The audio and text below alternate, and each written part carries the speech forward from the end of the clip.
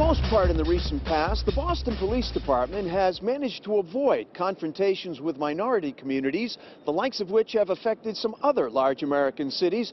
We decided to test that impression out on the street. From what I'm seeing right now, I think it's going good. I've always just gotten a good sense from Boston. People just seem to want to do the right thing and help each other out. The trust isn't very high. The history isn't very good. I think they do a little bit better job than Philadelphia.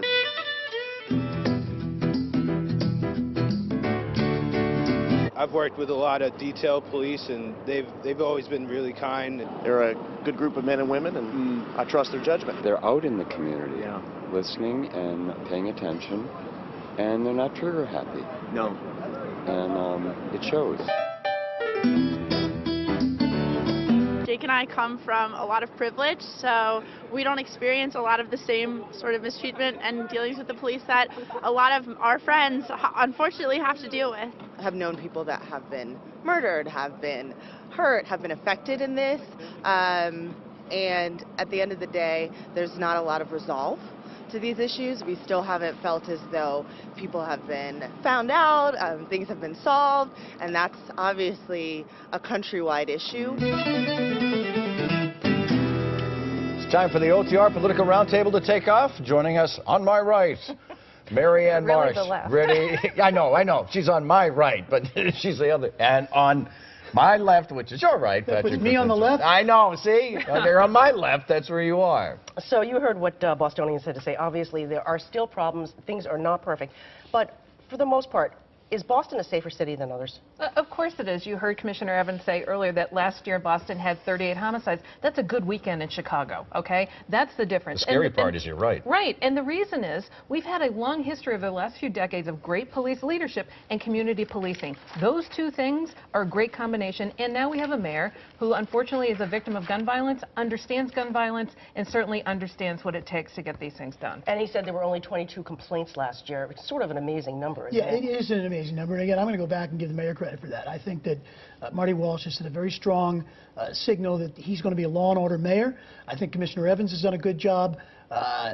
All of this stuff is not easy to do in a city of this size. We still have a terrible problem with heroin, which adds to some of this, but we're bucking a national trend. The commissioner talked about that. It's beginning to assume a high percentage of his job. All right, let's talk about the State of the Union. The President's State of the Union address, South Carolina Governor Nikki Haley's response last week, both spoke to the traditional base of their parties. Question, Patrick, do those now flirting with Bernie Sanders and Donald Trump hear them? No and no. No and no. The bottom line is everything that's baked into Trump and Bernie is baked in and staying. It's very, very difficult each time someone in the establishment lectures the great unwashed about Bernie Sanders or Donald Trump. In fact, I think it makes them double down. So any lectures from Nikki Haley, as much as I like her, are probably not going to work. Are they lectures for Nikki Haley, or are they to someone else, Mary Ann? I actually think what was more important about the State of the Union is this was Barack Obama establishing his role in the 2016 race. He took on Donald Trump in that State of the Union. He took on the Republicans, and he sent a message to Democrats saying, I've set the stage here. I spent 8 years cleaning up after a guy named Bush, and I got other things done. And it's going to take 10 or 20 years more to build on the foundation I laid. I want Democrats to keep going down this path, and I want you to reject the likes of Donald Trump and the Republicans. But did he speak loudly enough to the Bernie Sanders potential voters? Well, no, he didn't. Look, this is Barack Obama trying to preserve and create some kind of legacy, and it didn't work. It was a terrible speech.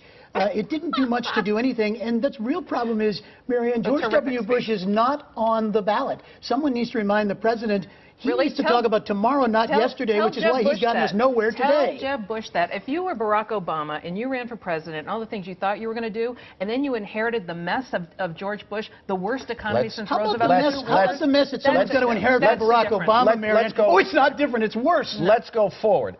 Should Hillary Clinton be nervous, or should she hit Bernie Sanders harder before February 9th? Welcome to the barrel, which is where Hillary Clinton is right now. She's about 2 points up in Iowa right now, 13 points down in New Hampshire. She has to perform better as a candidate right now. That's the issue there. It's not Bernie Sanders picking up. It's her performance, and she has to have the best organization on the ground. I think what we're going to look at is she has to be able to win both Iowa and New Hampshire on that day on the ground. And? The dogs aren't eating the dog food. That's the problem. Hillary Clinton is yesterday. Bernie Sanders is tomorrow. Donald Trump and Bernie Sanders are the same guy from different parallel universes. Angry people, hard to get a lecture from Hillary about how she's going to change the country. But let's focus on Donald Trump. If he loses Iowa to Ted Cruz, is this going to affect New Hampshire? Are we talking about two completely different political rarely cultures? does it, Janet. I mean, the fact of the matter is, usually Iowa is corrected by New Hampshire. In this particular case, it changes Trump's narrative. I'm a winner. I'm winning. I win everywhere. I never lose. He's going to have to explain for about 7 days why he lost. No. If Cruz wins Iowa, is it going to hurt Trump in New Hampshire?